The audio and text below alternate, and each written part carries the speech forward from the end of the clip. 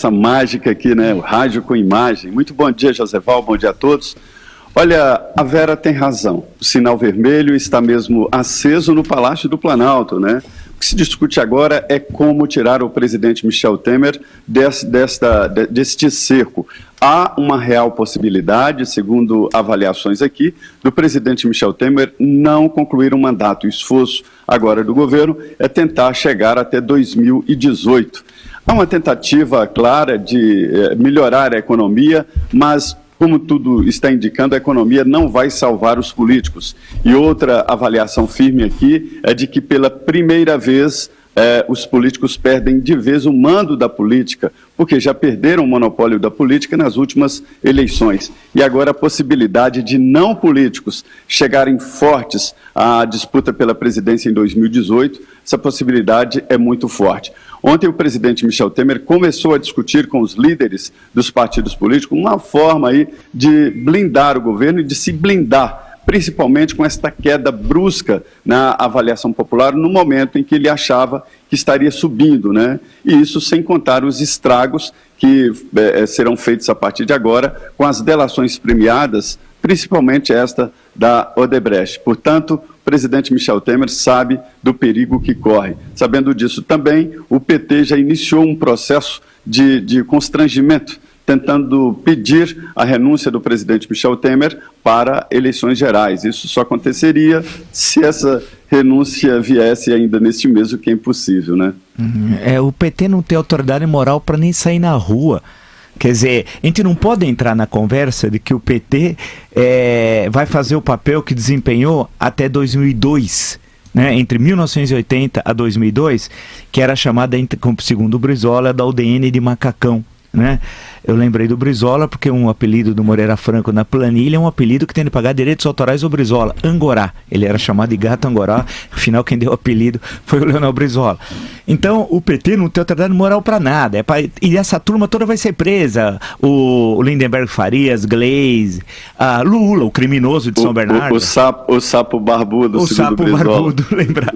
Então a grande questão, isso daí é tudo papo. O lugar desse pessoal é na cadeia, junto com os outros corruptos, os outros partidos políticos. Agora, a questão que se coloca sobre o presidente Temer, a questão de renúncia, se ele renuncia, tem que fazer eleições diretas, uma PEC. Ao fazer uma PEC, você tem toda uma tramitação, mesmo que queira fazer rápido, na Câmara e no Senado, né? Isso é improvável, é mais fácil, aquela piada de sempre, o Palmeiras ser campeão mundial.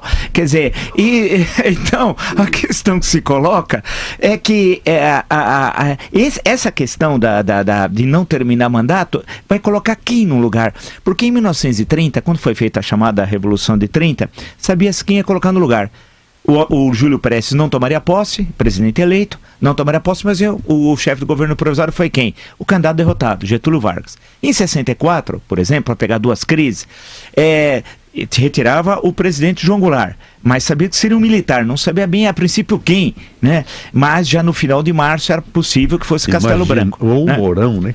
O Mourão, que no próprio diário se chama de vaca que começou em Juiz de Fora. Então, mas sabia-se quem? A grande questão, Zé Maria, e essa é a diferença com as outras crises, e mais grave, é a crise mais profunda que nós estamos vivendo, é que você não sabe quem você vai colocar, por exemplo, no lugar. É um cenário... Eles falam em Fernando Henrique, mas o próprio ex-presidente discorda, e eu acho que ele não teria essa força no Congresso, porque seria uma eleição indireta no Congresso. Agora, professor, Sim. O interessante é que o momento político mostra que nenhum político está apto a isso. Se a Câmara quisesse se recuperar, poderia eleger agora um deputado como Miro Teixeira e outros que Jabas estão acima dos partidos. Claro. Jabas Vasconcelos. Perfeito. Mas eles não têm essa coragem, nem para se salvarem, né? Porque Sim. A Câmara dos Deputados e o Senado Federal estão em dificuldades, inclusive na reeleição. Agora, o que a gente vê é que existe a possibilidade da eleição de um empresário, de uma saída como foi aí em São Paulo, né? Como foi em Belo Horizonte, enfim. Mas eleito pelas urnas, Zé, eleito pelas urnas, nesse 18? Sim, isso Olha, em 18. a história eu não conto com a possibilidade de eleição direta, não. Isso não existe. Eu acho que o que você está falando é uma hipótese e tal. Mas a hipótese também pode ser alguém de extrema direita aproveitar os políticos acabaram. Então, não, é verdade, não, nós estamos, nesse ponto nós estamos concordando, só na questão futebolística que há algumas divergências. Agora, a questão toda é que daqui 2 anos nós não sabemos o que vai acontecer no mês seguinte. O cenário é tão complexo, é o mais grave, que quem disser que sabe como vai ser o cenário em fevereiro, março de 2017 é maluquinho de pedra. Maluquinho, é Napoleão de Hospício. E tem muito Napoleão de Hospício por aí. A questão é tão grave, que é diferente dos outros momentos históricos. Em 1930, 45, 64, para colocar pontos de ruptura mais radicais ou menos radicais. 1984, 85, da transição do regime militar para o regime civil. Você tinha diversas alternativas. A grande questão é que você sabe quem está do lado do balcão, que é os políticos desgastados. Do outro lado, tem um vazio. E você tem razão, há um enorme desgaste da elite política. Ninguém mais quer saber dessa elite política. E a gente fala que isso não é um fenômeno do Rio de Janeiro, como disse o Viga, nem do Brasil, não, é internacional, né? De alguns países. É preciso reinventar de alguuns países, mas a maioria, né? Eu também não concordo em tóton com isso, para citar o Joséval Peixoto pelo in tóton, pelo seguinte, a Alemanha tem esse problema? Tem, não tem. A França tem esse problema? Não tem. A Inglaterra tem esse problema. Estou falando de questões conjunturais. Também não tem. Nos a França países tem um pouco, né? Mas a Frente Nacional, por exemplo, da Alemanha. Sarkozy perdeu. Sim, perdeu, mas ganhou por um ministro que acabou, o filhão lá que é o candidato. Eu acho que nos países de instituições mais frágeis, Grécia tem, aí tudo bem, aí Grécia se aplicaria o que você está dizendo, Espanha, Inglaterra. No caso da Espanha e no caso do Brasil. Agora, países que têm democracias mais sólidas, consolidadas, não se aplica. Agora, eu vi até um empresário, o pessoal acha que agora para ser candidato a presidente precisa participar do aprendiz. Isso é ridículo, com todo respeito àquele senhor, ele não sabe nada. A versão brasileira. Ele não sabe nada. Então fica na sua, cara, cuida dos teus negócios aí, que de política, você precisa crescer muito, você não entende nada. Eu estou me referindo a esse cidadão que acha que participa no programa, né? Alto lá, vamos levar a sério, o Brasil é sério, a crise é mais profunda na nossa história. Não vamos pegar qualquer bobão e colocar na presidência, né?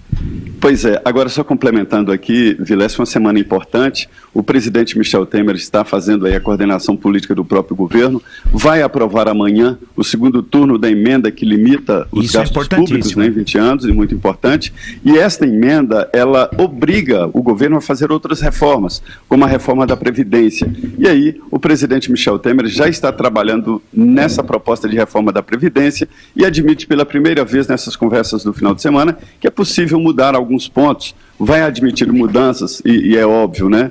Vai admitir mudanças, vai mudar alguns pontos para aprovar a reforma da Previdência Social.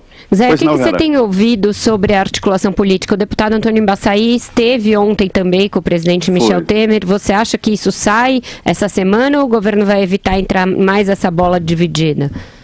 A gente contava aqui com essa possibilidade depois da votação amanhã do segundo turno, né, da PEC do limite de gastos. E o presidente Michel esteve com o Embaçaí, recebeu também Rogério Rosso, que foi o que mais chiou, mais reclamou dessa possibilidade do PMDB, do PSDB chegar ali ao centro, né, das decisões do governo. O PMDB, Vera, está também muito ressentido com essa história, porque entende que a Secretaria-Geral é uma espécie de mapa da mina da política, né, porque ali se sabe quem recebeu o quê e quem quer o quê no governo, e isso, para a política, é uma moeda muito importante. Então, não é só o Centrão, mas parte do PMDB resiste. Mas a decisão vai sair nessa semana e tudo indica que vai sair mesmo, viu?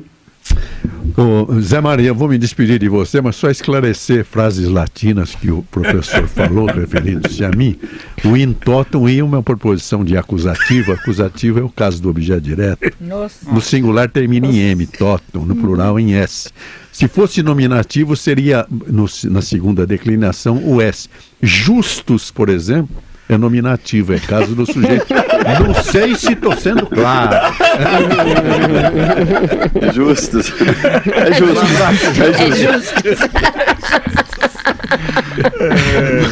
Um abraço. Bom dia, Zé. Bom dia a todos.